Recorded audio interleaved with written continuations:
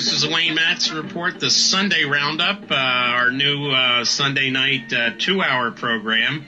And the toll-free number, if you'd like to call the program, is 800-313-9443. That's 800-313-9443. And we have as our special guest tonight John Edward Hurley, who worked for many years with the veteran White House correspondent Sarah McClendon. As I said before, there was Helen Thomas, who covered every president since John F. Kennedy. There was Sarah McClendon, who covered every president from Franklin Roosevelt up till to George W. Bush. And John, we were talking about Clinton's response to Sarah's question about the Mina airfield, and he said he didn't know anything about it. He then tried to give us some soft shoe about, well, that's a federal matter, and this is we were the state and we didn't have any knowledge of it, when we know that Bill Casey, the CIA director, basically thanked Clinton for his help in the Mina operations with the Contras and the cocaine and the weapons smuggling, and said and apparently told Clinton, look, I understand you've always wanted to be president of the United States, and in return for what you've done for us, you'll get that opportunity. So, but you were talking about the whole issue of the Mina and Clinton's rather artful Dodger response. So why don't you continue with what you were saying before the break?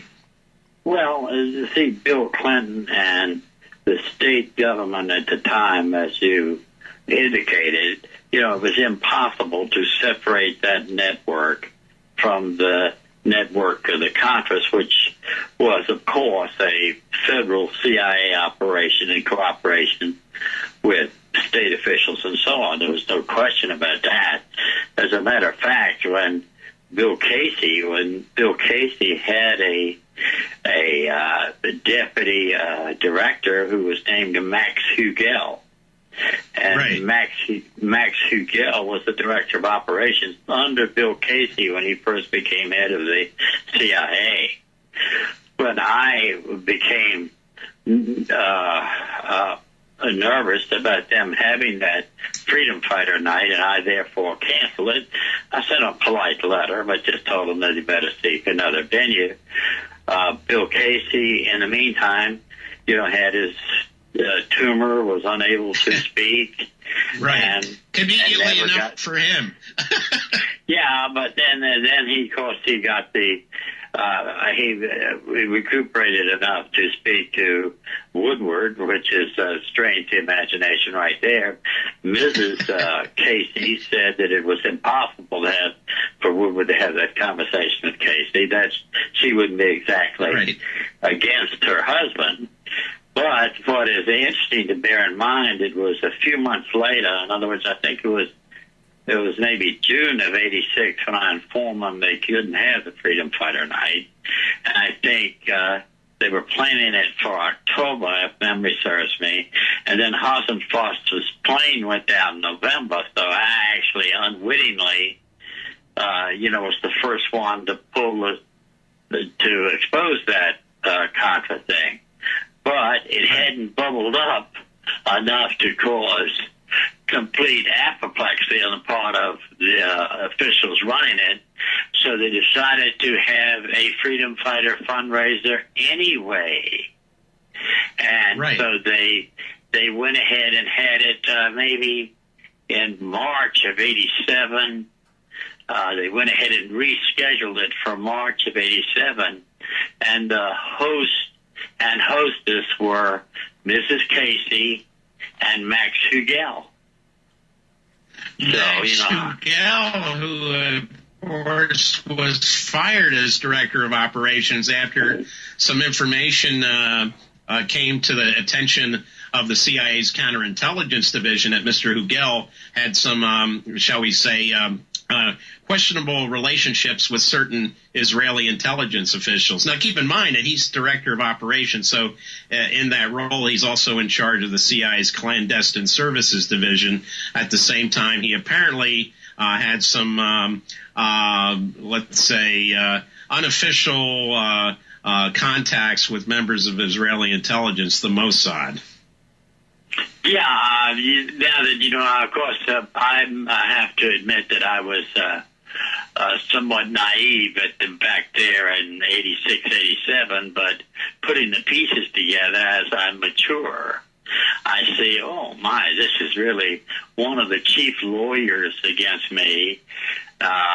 Because we just kept being sued and sued and sued on in the local court and in the U.S. District Court.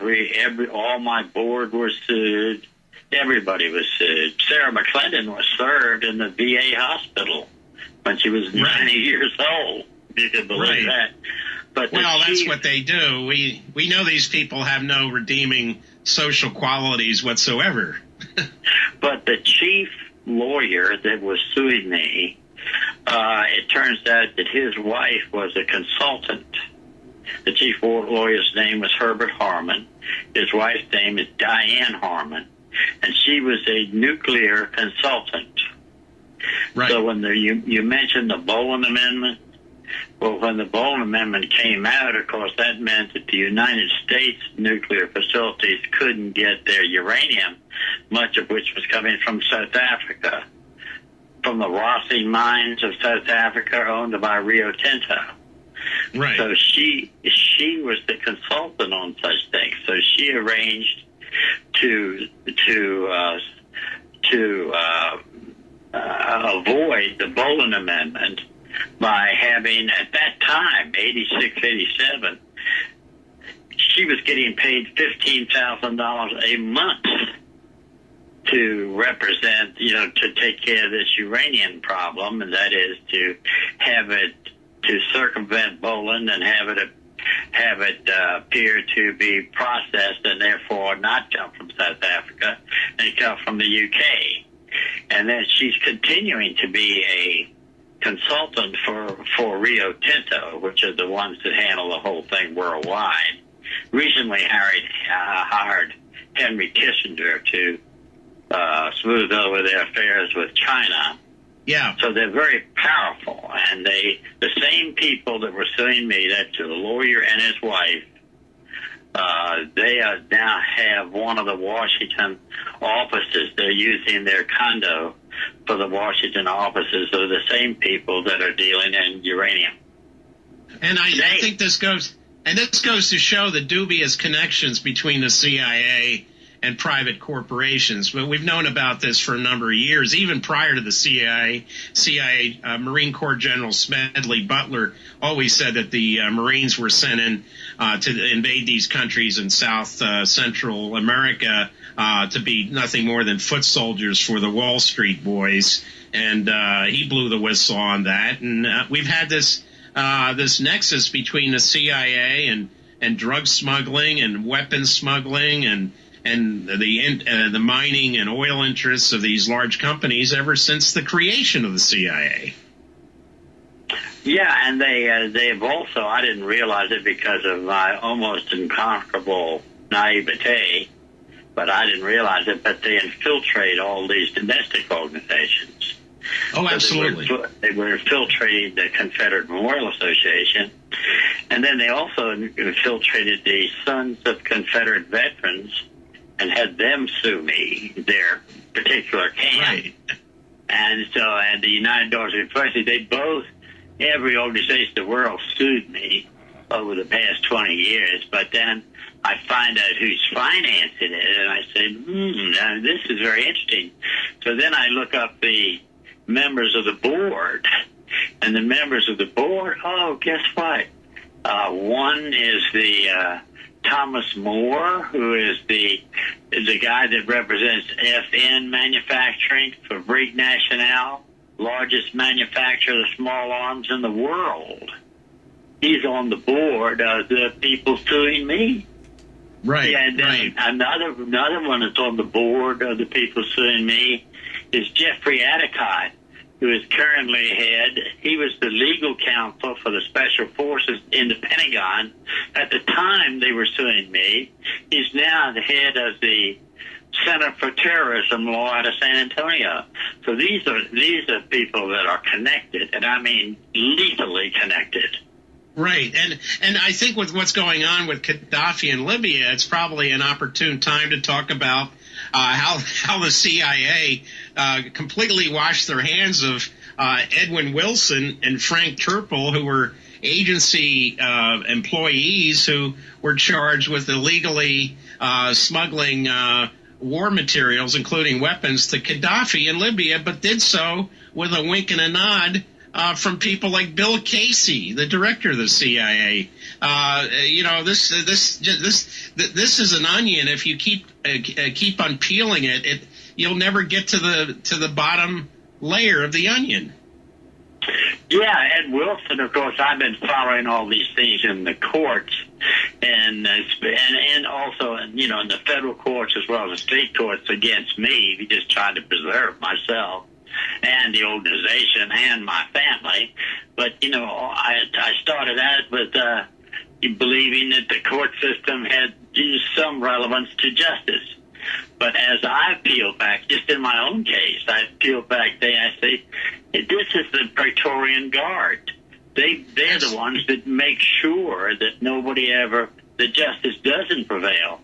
In other words, Edwin Wilson, although he doesn't have a record of being Mr. Nice Guy, he was the one that was deliberately railroaded. He's now out of jail because they found out that they'd withheld all this evidence on him. And you find out that they do this all the time. But I still think, if you just give me another moment, I still think that even though Edwin Wilson got incarcerated for those many years and illegally and with false testimony from the CIA, as near as I can determine, I am the only person in the history of jurisprudence of the United States that had a U.S. District Court case devised and put on the record so you can look it up, which never occurred. It never happened. It's a phantom case. So even though there are all kinds of cases throughout history where there's been misbehavior and misrepresentation, but I don't believe there's ever been a case where it never occurred. And it's easy to look up. You just look Hurley, Hurley, V. Heilig, Heillig. It would be one of the first things that come up. It'll have the judge's opinion. Ricardo Urbina, U.S. District Court judge, gives a long opinion and a bunch of other things. It's all a dream. Never happened. Well, we know full well how the judges and the courts and the U.S. attorneys are consistently manipulated by the CIA and the FBI and political interests. So the whole idea, when we hear the quote unquote rule of law, there is no rule of law when we boil things right down to it. It's the judicial process is just a political charade, as we've seen in the case against ex-governor of Illinois, Rod Blagojevich. I think it's interesting now that the U.S. attorney out there is dropping 20 charges against Blagojevich after he had his case rejected. He was only found guilty on one charge in his prior case. It looks like, again, in his case and in countless others, we see just prosecutorial misconduct on the part of these robed poltroons who sit on these benches, whether they're at the federal or state level. We saw how the Illinois Court of Appeals was the Supreme Court anyway was the Illinois Supreme Court was bought off by Rahm Emanuel to keep his name on the ballot for mayor of Chicago, and that's just one state out of 50. But we see it over and over again.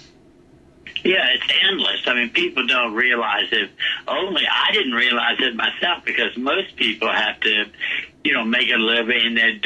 They're raising their families and all, and they sort of rely on synoptic accounts in the newspapers about this, or on TV about almost any issue. Right. Because they're trying to get along with their lives. It took me years, and only after I had been jailed, by the way, to look through this thing, and I saw, hey, this is, evidence doesn't mean anything. Nothing means anything. They put, and then I've looked into some of these serology tests on people. I used to think that some of the populations that were severely poor were also inclined toward miscreancy, and you sort of take for granted that they would do something nutty and so on. So, and again, if you're people, the average citizen of the United States is going ahead and making his living, taking care of his family. But a lot of that stuff, you look in the serology tests are falsified, and they say, oh, we found the blood of the murder victim in the guy's house. We found the fingerprints in the guy's house. After you look into it, the fingerprints were planted there. Absolutely. And they knew it, because one of them I looked at, it had rolled fingerprints. Now, if somebody is in somebody's house committing a capital crime, when does he leave rolled fingerprints? That comes from being booked for something else. Absolutely, absolutely. John, can you take a couple of phone calls? I see we have a couple from both Carolinas, South and North. Sure. Okay, let's go to Ann, who's calling in from South Carolina. Ann, are you on the line? Yes, I am. My question is, my son is currently incarcerated in Florida. He has recently become a secured party. And my question is, has anyone ever done this and obtained a release from prison? I'm not a lawyer, and I know John's not a lawyer, nor do we play one on television. Could you explain to us what a secured, what was it, a secured release? Was it secured party? In other words, he's gone through the UCC to, I'm doing this for my son, and I don't quite still understand it all, but he is, it has to do with a straw man. Does that ring a bell? Well, I certainly know what a straw man is. An illegal substance. Yes. Hold on. We've got a short break, and we'll come back to Ann and John Hurley right after this break. This is Wayne Madsen from Washington.